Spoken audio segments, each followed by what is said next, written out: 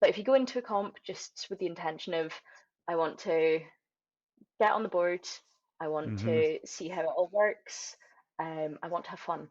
That's the main thing. Um, do a comp for the experience, because when you get to higher level competitions, the pressure becomes even more intense. We're really lucky in Scottish powerlifting that the environment at comps is absolutely wonderful. Everyone is so kind and friendly. But I've heard that at higher level comps, you don't quite get that same support. Mm. You need to know what to expect and sort of just feel more comfortable Yeah. on the platform Th- th- before you go and expect to.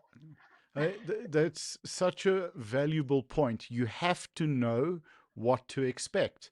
And we've Mhm. seen, particularly with a lot of the African Powerlifting Federation, so the African countries where athletes are really coming out for the first time, and it's new for the coach and for the athlete, in terms of querying a decision with the jury when it's 2-1, those kind of things that we see.